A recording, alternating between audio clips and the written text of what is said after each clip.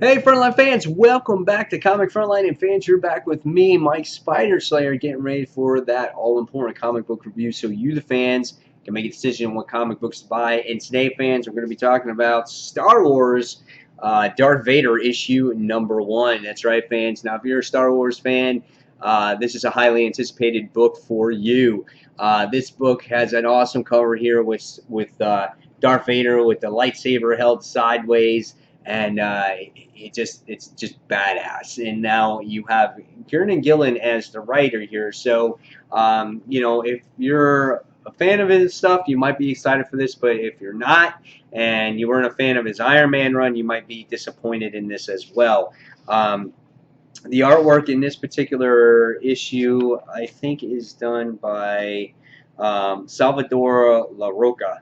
The artwork is pretty good in here. I thought maybe at times it felt a little bit stiff, but overall it was really good. I love this page right here. It's got cool coloring in there. Not much action that happened in this book. There was a couple pages of action, but when it did have action, it was really cool to see. So yeah, I like the artwork overall. This kind of reminded me of Return of the Jedi when Jabba's getting choked by Princess Leia, but instead of Princess Leia, it's being done by Darth Vader. So I really enjoyed that moment in the actual book. So the artwork was well done in here. So what did I think about this particular story? In this actual issue, we wound up seeing Vader take a trip over to Jabba the Hutt, and he has a mission that he has to follow that his Emperor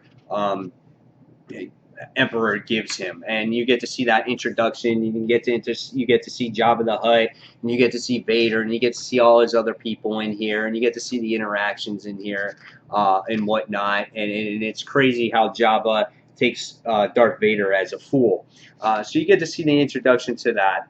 And then as the issue progresses, you get to see it go back to one day earlier. And you wind up seeing that this book really ties in heavily to the main series of Star Wars. And you hear him talk about what happened and what happened on the, about the Death Star and what happened to the supply base and whatnot. And let's just say that in this issue that the Emperor is not happy with Vader. He's not happy with him at all in this particular issue. He kind of undermines him, and they kind of bicker back and forth to each other, and that's kind of the thing that I was just like, man, they kind of hate each other already, and this is only like right after Star Wars. We didn't get that until Return of the Jedi, so they're already going after kind of each other's throat. And Vader's hiding things from the Emperor. He's hiding his son, Luke Skywalker, because there was great flashbacks in here to the original Star Wars episode, which you could appreciate as a fan when Darth Vader was fighting Obi-Wan Kenobi and how he was going after Luke in the TIE fighter. And you find out that he's got his own his lightsaber or whatnot. So there was just a couple of things in there that I was just like, why does the Emperor hate Darth Vader so much? I get that he made a mistake, but you know what I'm saying? Just don't hurt him, And then we find out that a bounty hunter is hired to go after Luke Skywalker, and it's just not one bounty hunter, but it's two. And it's Boba the Fett for the first time you get to see this series, and this crazy Wookiee bounty hunter guy. And I was like, whoa, what's up with that? So that's kind of weird. So, but already they're expanding that universe a little bit by adding new character that we haven't seen before and whatnot. So, I thought it was a well done issue.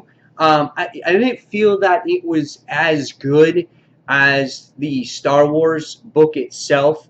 I felt that, again, the flow was a little bit off on it. I didn't feel that maybe the Jabba scene was really necessary.